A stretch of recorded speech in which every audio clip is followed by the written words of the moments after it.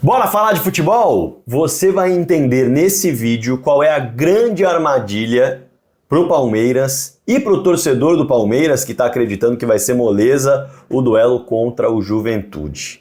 Eu vou explicar no detalhe. Claro que amanhã sai a análise em cima do confronto em si, mas a grande armadilha desse jogo é acreditar que o Palmeiras, candidato ao título, vai enfrentar um time que luta contra o rebaixamento, simples assim, não é um jogo tranquilo, nada disso. O Palmeiras, claro, é o favorito para o confronto? É, não dá para negar. Investimento, qualidade de peças, qualidade coletiva, tudo isso. O jogo é fácil? O jogo é simples? Não. Isso não é. E a armadilha está em olhar para a tabela sem desmembrá-la.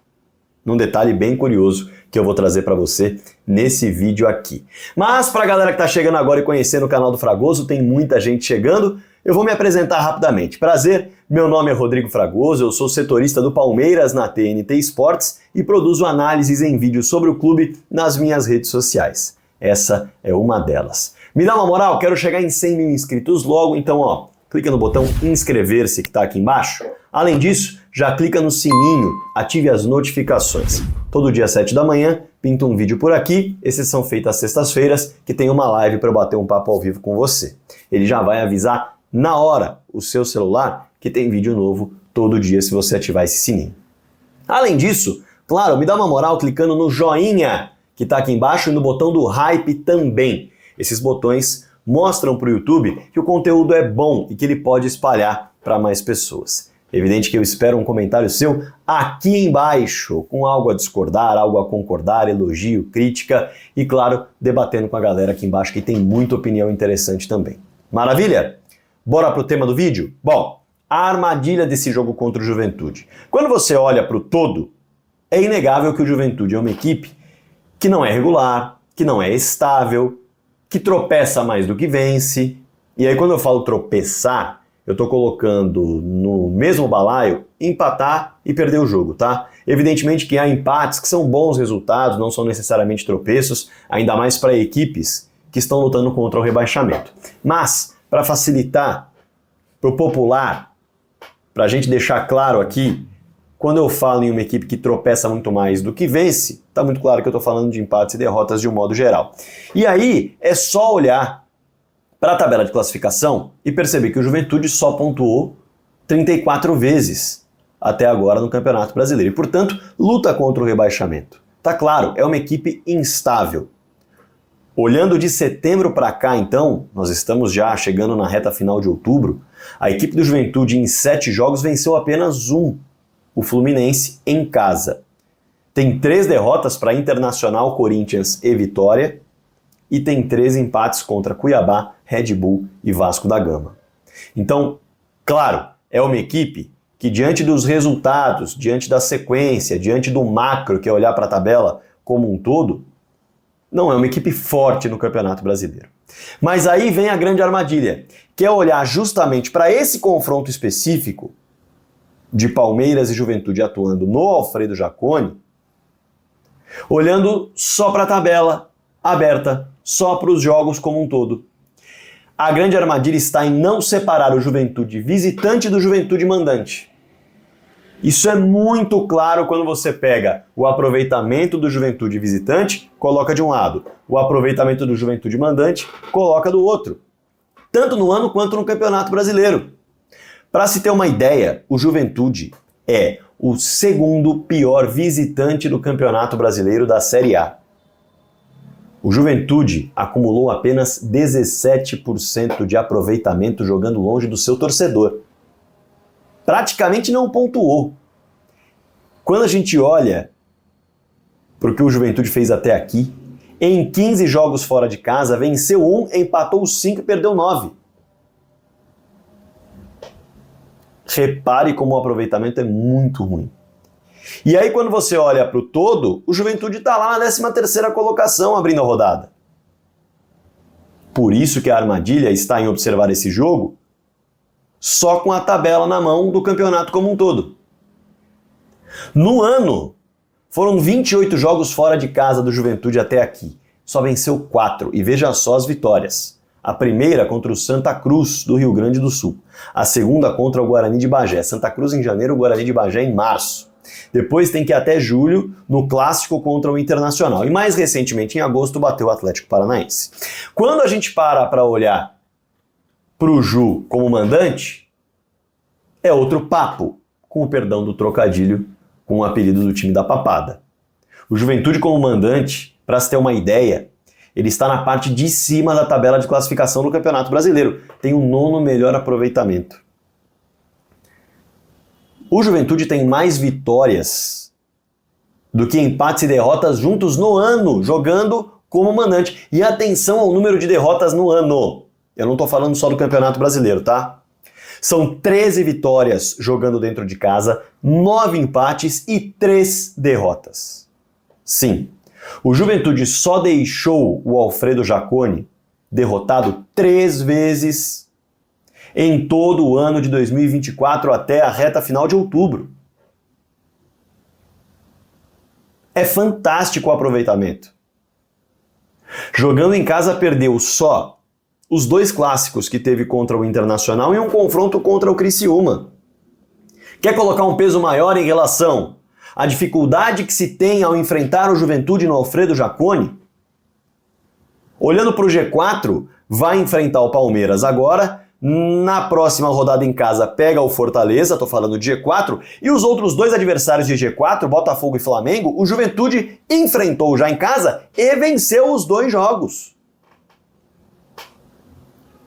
Venceu 2 dos 4 adversários do G4 atualmente, os outros 2 vai enfrentar. Não é uma equipe fácil de se enfrentar, jogando dentro do Alfredo Jaconi. E esse momento do campeonato, ele faz com que o Palmeiras vá até o Alfredo Jaconi, ou qualquer outro adversário, a depender da situação, mas é a reta final, e os objetivos estão muito acirrados. O Palmeiras está lutando pelo título, naturalmente perder pontos para adversários que são times que lutam contra o rebaixamento, não está na conta de quem luta pelo título e que pode perder pouquíssimos pontos até o final do campeonato. Então, o Palmeiras vai até o Alfredo Jaconi com o objetivo de buscar a 4ª derrota do Juventude em casa no ano. Para se ter uma ideia do tamanho do desafio. Não é interessante para o Palmeiras deixar o Alfredo Jaconi com um empate. É um ponto fora de casa? Claro que é um ponto fora de casa. No todo, quando você vai ver a conta do campeonato, é bom conseguir um pontinho fora de casa e fazer sempre a lição de casa. Mas, nessa reta final, os times que lutam pelo título, eles não pensam em um pontinho fora de casa diante de adversários instáveis, mais frágeis. O Juventude venceu metade dos jogos dentro de casa no Campeonato Brasileiro. Foram 7 de 14. E empatou outros 5. O desafio do Palmeiras é buscar essa vitória no Alfredo Jaconi, a 4ª derrota do Juventude em casa, no momento em que o Juventude, inclusive, se sente muito bem. Porque nos últimos 6 jogos, dentro de casa, venceu 4. Venceu 4. Teve um empate, só perdeu 1. Para se ter uma ideia, a equipe venceu o Fluminense, o Botafogo, o Corinthians, o Fluminense de novo por outra competição, empatou com o Red Bull e perdeu para o Internacional. É um time que arranca seus pontos para se manter longe da zona do rebaixamento brasileirão inteiro dentro de casa.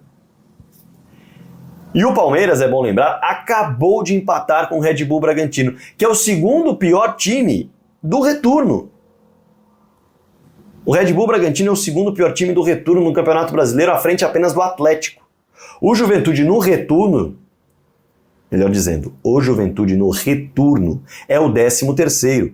Red Bull Bragantino é o 19º. 19º, oh meu Deus. Tô errando aqui umas letras, hein? Inclusive o Red Bull, assim como o Juventude, garante seus pontos também muito mais dentro de casa do que fora. Fora de casa o Red Bull é o antepenúltimo na tabela. Está à frente só do Corinthians e do Juventude. Sendo assim, está muito clara a armadilha que é esse confronto se algum jogador do Palmeiras, se alguém do Palmeiras ou se um torcedor do Palmeiras resolver falar, não, esse jogo aí é tranquilo, 3 pontos na conta. Não, não, não. O Juventude no Alfredo Jaconi é complicado. Primeiro, por ser um ambiente de pressão, diferentemente, inclusive, do que é o Nabi Abichedi, estádio e casa do Red Bull Bragantino, onde o Palmeiras empatou. Jogar no Alfredo Jaconi é diferente.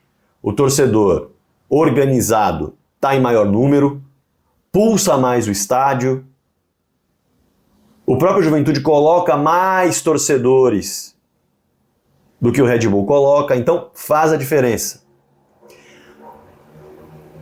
Vai enfrentar um time mandante que praticamente não perdeu no ano ali dentro e, portanto, tem muita confiança, se sente bem, vai jogar de cabeça em pé, mesmo diante de um time que luta pelo título, porque já venceu o Botafogo e já venceu o Flamengo lá. Agora, é preciso dizer também que não só o ambiente vai fazer a diferença, mas o Juventude é um time mais equilibrado do que o Red Bull Bragantino, que fez o Palmeiras tropeçar na última rodada. Portanto, é quase que um alerta para o torcedor do Palmeiras que acha que vai ser moleza e também para o time do Palmeiras se por acaso estiver sem o pé pisando no acelerador. Se tiver de pantufa, no pé fofo. O Juventude no Alfredo Jaconi não é moleza. Não é fácil. Mas vai enfrentar um dos melhores visitantes do Campeonato Brasileiro.